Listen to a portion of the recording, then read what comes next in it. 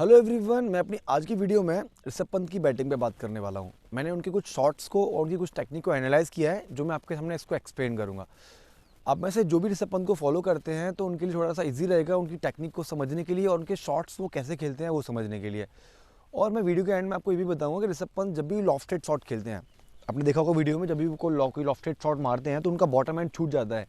मतलब आपको देखते हो उनके टॉप एंड से ही बॉल लॉफ्टेड चला जाता है इम्पैक्ट होने के बाद। तो उसका रीज़न क्या है उनका बॉटम एंड छूटने का, मैं इन सारे टॉपिक पे बात करूँगा अपनी वीडियो में। उसके लिए आपको वीडियो को पूरा एंड तक देखने की ज़रूरत है। और अगर आपने अभी तक हमें सब्सक्राइब नहीं किया है तो सब्सक्राइब कर दीजिए, इससे मेरी सारे वीडियोज़ की नोटिफिकेशन आप तक पहुँचते रहें। गाइस, तो सबसे पहले उनके बैटिंग स्टांस पे बात कर लेते हैं। ऋषभ पंत का जो बैटिंग स्टांस है, मैं लेफ्टी से नहीं आपको राइटी से समझा रहा हूँ। उनका बैटिंग स्टांस जो है, जो वो काफ़ी उनके पैरों के बीच में डिस्टेंस काफ़ी रखते हैं वो। मतलब हम लोग जो आइडियल बताते हैं शोल्डर विड्थ के अकॉर्डिंग, लेकिन उनका जो पैरों के बीच में जो डिस्टेंस होता है वो शोल्डर विड्थ से भी ज़्यादा होता है। बेसिकली देखिए, मैं आप बताया स्टांस सबसे ज़्यादा आपके ऊपर आपको आपके लिए कंफर्टेबल होना चाहिए। ये तो एक बेसिक स्किल है कि हम जो भी हैं बिगिनर हैं उनको सब बताते हैं, लेकिन जैसे जैसे वो अपने बिगिनर वाले स्टेज को पार कर लेते हैं बैट्समैन, तो फिर क्या करते हैं अपने कंफर्टेबल के अकॉर्डिंग अपने स्टांस में वो लोग चेंजेस करते हैं। तो ये एक रीज़न है कि उनका स्टांस काफ़ी चौड़ा है और थोड़े से वो स्लाइटली फ्रंट ऑन खड़े होते हैं। हम प्रेफर करते हैं कि आपके दोनों पैर एक दूसरे के पैरेलल ऐसे रहने चाहिए, कोई पैर आगे पीछे नहीं, लेकिन उनका फ्रंट फुट जो होता है वो स्लाइटली पीछे की तरफ होता है, लेग स्टंप की तरफ, जिससे उनका यूजुअली ऐसा बैट्समैन क्यों करते हैं कि उनका जो व्यू है वो थोड़ा सा लार्ज और थोड़ा क्लियर व्यू है उनका बैटिंग स्टांस। लिए मैं आपको इसका बताऊंगा कि उनको जो उनका स्टांस चौड़ा है उसकी वजह से उनको क्या फ़ायदा मिलता है। उनको एक स्पेसिफिक शॉट में फ़ायदा मिलता है इस स्टांस की वजह से, मैं आपको वो भी वीडियो में बताऊँगा। देखिए, स्टांस चौड़ा होने के साथ में वो अपने नीज़ को स्लाइटली बैंड रखते हैं, या फिर आप बोल सकते हो स्लाइटली फ्लैक्स रखते हैं, और बैट को नीचे टैप करते रहते हैं लास्ट टाइम तक। यूजुअली आजकल बैट्समैन स्टांस लेते हुए अपने बैट को लिफ्ट कर देते हैं ऊपर, लेकिन उनका ऐसा नहीं है, वो बैट को नीचे टैप करते रहते हैं। और इसमें एक चीज़ और है, जब वो अपने बैट को होल्ड करते हैं तो उनका जो बॉटम हैंड जो होल्ड कर रहे हैं, वो बॉटम हैंड एकदम बैट के हैंडल को बॉटम से पकड़ते हैं, जिससे जिससे उनके शॉट में ज़्यादातर जो है बॉटम हैंड की पावर भी ज़्यादा रखती है। यूजुअली बैट्समैन क्या करते हैं, उनका कोई भी शॉट खेलते हैं वो टॉप हैंड की पावर लगाते हैं और बॉटम हैंड को यूज़ करते हैं खाली इम्पैक्ट के टाइम पे, लेकिन वो बैट को ज़्यादा नीचे से पकड़ते हैं, इस वजह से उनका बॉटम हैंड भी हमेशा चार्ज में रहता है। तो देखिए, उनका जो बैटिंग स्टांस है, उस बैटिंग स्टांस में जहाँ वो बैट को टैप करते हैं, सबसे ज़्यादा मैंने उनको नोटिस किया है, आजकल सारे बैट्समैन ट्रिगर मूवमेंट अपने फीट से करते हैं। बहुत से batsman trigger movement front foot से करते हैं, कौन से बैक फुट से करते हैं, लेकिन ऋषभ पंत के अंदर ऐसा नहीं है।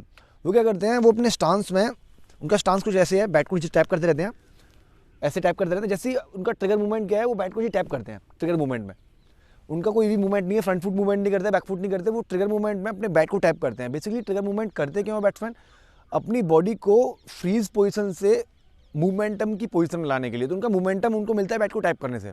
नोटिस करने के लिए मैंने काफ़ी वीडियो उनकी प्ले करी कि वो ट्रिगर मूवमेंट कैसे लेते हैं, कभी लेते नहीं लेते, लेकिन उनका ट्रिगर मूवमेंट मुझे यूजुअली ये मिला देखने को कि वो अपने बैट को टैप करते हैं। देखिए, वो ये भी आपके मेन कंफर्टेबल पे डिपेंड करता है। बहुत सारे बैट्समैन क्या करते हैं, वो पहले बैक फुट मूव करते हैं, बहुत सारे बैट्समैन पहले फ्रंट फुट से ट्रिगर मूवमेंट करते हैं, बहुत सारे बैट्समैन पहले ऑफ स्टंप की तरफ सफल करते हैं। वो सब कुछ एक लेवल के बाद आपके कंफर्टेबल पे डिपेंड करता है। आपको अपनी बैटिंग को एनालाइज खुद करना पड़ेगा। और बेसिकली ये एक ट्रिगर मूवमेंट से उनको फ़ायदा क्या मिलता है मैं आपको बताऊंगा।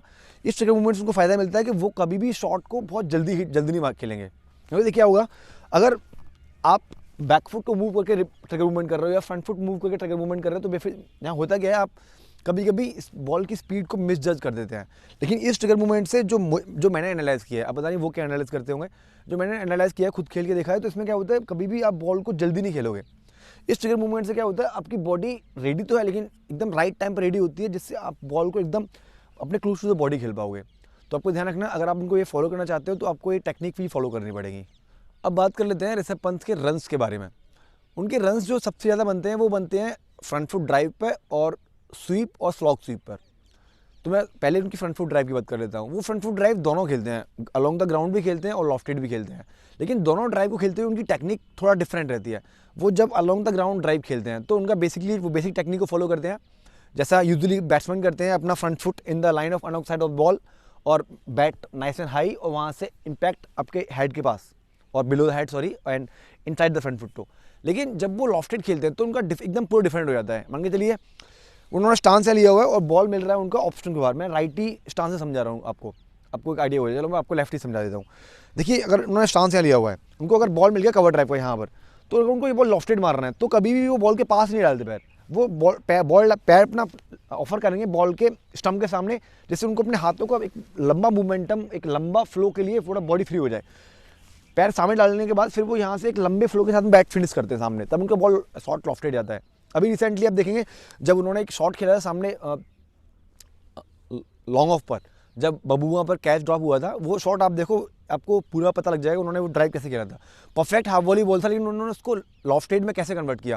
उन्होंने अपना फ्रंट फुट ऑफर किया डाउन द विकेट और बॉल हल्का सा ऑफ स्टंप के बाहर था, क्योंकि उन्होंने इसलिए ऑफर किया क्योंकि उनको अपने हाथ को फ्रीली मोमेंटम ले सकें या फ्रीली पूरा फ्लो कर सकें। उन्होंने बॉल को यहाँ से पिक किया और बॉल सीधे सामने लॉफ्टेड खेला लॉन्ग ऑफ की तरफ। और उसमें आप देख लेंगे कि चलो इस पर लास्ट में बात कर लेंगे। तो वो क्या करते हैं, जब वो अलोंग द ग्राउंड खेलना होता है तब इम्पैक्ट बॉडी के पास में करते हैं, और सबसे इंपॉर्टेंट अपना front foot along side of the ball land करते हैं। लेकिन उनको जब लॉफ्टेड खेलना होता है तो वो क्या करते हैं, अपना फ्रंट फुट थोड़ा बॉल से अवे लैंड करते हैं और वहाँ से अपने बैट के फ्लो को मोमेंटम में लाने के लिए, जिससे उनको काफ़ी एरिया मिल जाए। तो आपको याद रखना, अगर आप उनकी तरह बैटिंग करना चाह रहे हो, अगर आप लॉफ्टेड शॉट उनकी तरह मारना चाह रहे हो हाफ वॉलीबॉल पर, तो आपको भी अपना front foot away from the line land करना पड़ेगा। ओके, वैसे तो ऋषभ पंत सारे शॉट खेलते हैं, लेकिन उनके आपने देखा हुआ स्लॉग स्वीप और स्वीप बहुत ज़्यादा, अगर उनके 100 बनाए हैं तो कम से कम उनके 35 से 40 रन उनके स्वीप और स्लॉग स्वीप से मिलेंगे आपको। स्लॉग स्वीप से बोल सकते हो, या फिर आपको ऑन साइड में उनके कम से कम 40 to 45 रन इधर बनाते हैं ऑन साइड पे। उसका रीज़न क्या है, चलिए मैं पहले आपको उसकी स्लॉग स्वीप के बारे में बता देता हूँ। उनका जो स्टांस, उन्होंने जो अपना स्टांस जो विड्थ लिया हुआ है, उससे क्या होता है, उनकी हाइट थोड़ी सी और कम हो जाती है। मतलब उनके स्टांस, अगर मैं दोनों पैरों को पास में रखूँगा तो मेरी हाइट यहाँ आ गई, अगर मैंने दोनों पैर थोड़े से खोल दिए तो मेरी हाइट और नीचे हो गई। तो इस स्टांस के साथ में क्या होता है, आपको स्वीप वाली पोजीशन लेना बहुत इजी होता है, क्योंकि आप अभी भी आप इतने चौड़े स्टांस के साथ में आपकी जो बॉडी है वो ग्राउंड के क्लोज है, और इस स्टांस के साथ में अगर आपने थोड़ा सा भी पैर ऑफर कर दिया, देखोगे आप यहाँ से बॉडी अपनी बैंड करोगे तो आपका बैकफुट बहुत जल्दी ग्राउंडेड हो जाएगा। तो इससे यही रीज़न है कि उनको अगर स्टम्प का बॉल और हल्का सा ऑफ स्टम्प के बाहर का बॉल भी हो, वहाँ से खींच के स्लॉग स्वीप खेल देते हैं मिड विकेट या फिर एक्स्ट्रा मिड विकेट, जो लॉन्ग ऑन और मिड विकेट बीच का एरिया है वहाँ पर 6 मार देते हैं। सबसे मेन रीज़न है। और दूसरा क्या है कि जब वो स्लॉग स्वीप खेलने के रेडी होते हैं तो अपने बैट को वो इतनी जल्दी ऑफ स्टम्प के बाहर, यानी कि आप बोल सकते हो सेकंड स्लिप की तरफ इतनी जल्दी शिफ्ट करते हैं, जिससे उनकी बॉडी बहुत अच्छे से मूवमेंटम में आ जाती है। तो स्लॉग स्वीप वो इसलिए अच्छा से खेल पाते हैं क्योंकि उनका जो स्टांस है थोड़ा चौड़ा है, और जिसके वो अपनी पोजीशन को बहुत जल्दी ले लेते हैं। तो वो स्पिनर पे स्लॉग स्वीप और स्टेप आउट भी बहुत खेलते हैं। स्टेप आउट बेसिकली क्या होता है, वो आपके ऑल अबाउट योर जजमेंट। अगर आपने बॉल जितनी जल्दी जज कर लिया उतनी जल्दी आप शॉट को आगे निकल खेल सकते हैं। तो आप भी अगर ऋषभ पंत की तरह बैटिंग करना चाह रहे हैं तो आपका स्टांस तो आपको चौड़ा करना ही पड़ेगा, जिससे आप वहाँ से स्लॉग स्वीप और स्वीप इजीली खेल सकें। चलिए लास्ट में बात कर लेते हैं हम लोग कि उनका एक हाथ छूट क्यों जाता है कोई शॉट खेलते हुए। देखिए क्या होता है, आपने कभी देखा है कभी वो ग्राउंडेड शॉट खेलते हैं अलॉन्ग साइड, जब उनका हाथ कभी छूटता नहीं है, लेकिन लॉफ्टेड शॉट में ऐसा क्यों होता है, क्योंकि लॉफ्टेड शॉट खेलने के लिए एक आपके बैट को एक लंबा फ्लो चाहिए होता है, यहाँ से स्टार्ट होगा और यहाँ पर लंबा फिनिश होगा।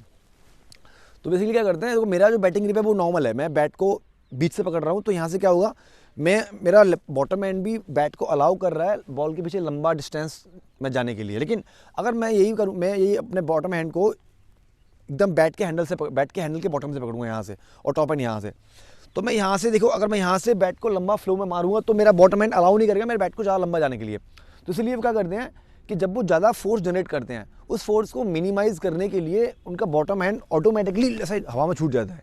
वो इसलिए छूटता है क्योंकि वो बैट को होल्ड करते हैं बैट के हैंडल के बॉटम से। अगर वो बैट को यहाँ से होल्ड करेंगे तो उनकी पूरी बैटिंग डिस्टर्ब हो जाएगी, क्योंकि एक छोटा सा चेंज कोई करेंगे बैटिंग में तो वो पूरी बैटिंग को हिला के रख देगा। तो अगर वो उनके लिए कंफर्टेबल है तो उसके साथ वो बैटिंग अच्छे से कर पा रहे हैं तो कोई दिक्कत नहीं है। और जब भी उनका एक हाथ छूटता है, आप देखेंगे कभी भी जब उनका हाथ छूटता है तो वो इम्पैक्ट होने के बाद छूटता है, और ज़्यादातर छूटता है फॉलो थ्रू में। तो वो बेसिकली इतना इम्पैक्ट डालता नहीं उनके शॉट पे, तो उनका शॉट इम्पैक्ट होने के बाद क्लियरली 6 हो जाता है, उसके बाद उनका बॉटम हैंड छूटता है। तो इसका इतना बड़ा कोई दिक्कत नहीं है, अगर उनके अकॉर्डिंग उन्हें नहीं लगती है तो वो उनको चेंज करने की ज़रूरत नहीं है। ओके, वीडियो के एंड में हम बात कर लेते हैं ऋषभ पंत की, जो उन्होंने अभी इनिंग खेली थी 100 की।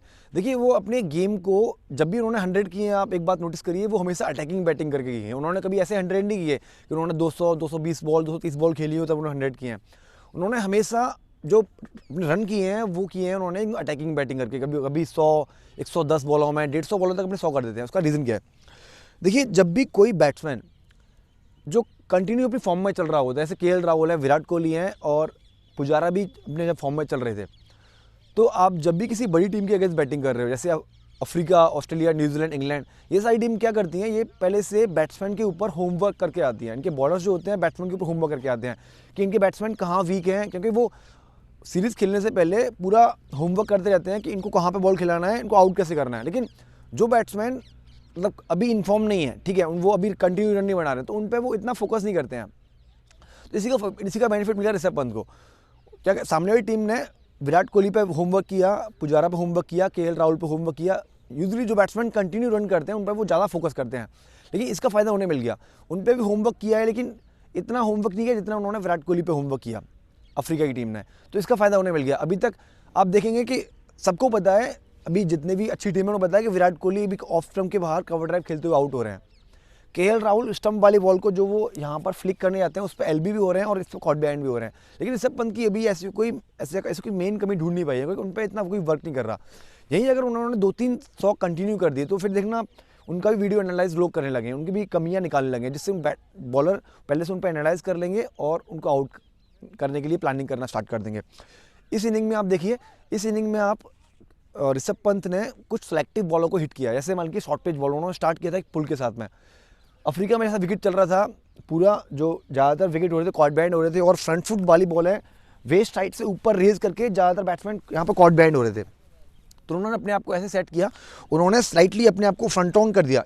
आप इस मैच में देखिए थोड़ा सा फ्रंट ऑन कर दिया, और इसमें फ्रंट ऑन करने से क्या फ़ायदा होगा उनको कोई बॉल, अगर उन्हें कोई बॉल रेज होता हुआ मिल रहा था तो उस बॉल को या तो वो लीव कर रहे थे या फिर उस बॉल को वो खेल रहे थे, डिफेंस करने के लिए नहीं जा रहे थे। या आप पूरी वीडियो में उनको एनालाइज करना, उनको कोई बॉल रेज करते हुआ मिल रहा तो उन्होंने यहाँ से रूम बना के यहाँ से कट शॉट भी खेले हैं। प्रॉपर्ली कट के बॉल थे नहीं, लेकिन उन्होंने रूम बनाए, कट शॉट खेले हैं, पुल भी खेले हैं, और बॉल को ऊपर मिलते ही उन्होंने लॉफ्टेड के लिए गए हैं। तो उन्होंने क्या किया है, उन्होंने पहले तो पूरा गेम बाहर बैठ के एनालाइज करते रहे हैं।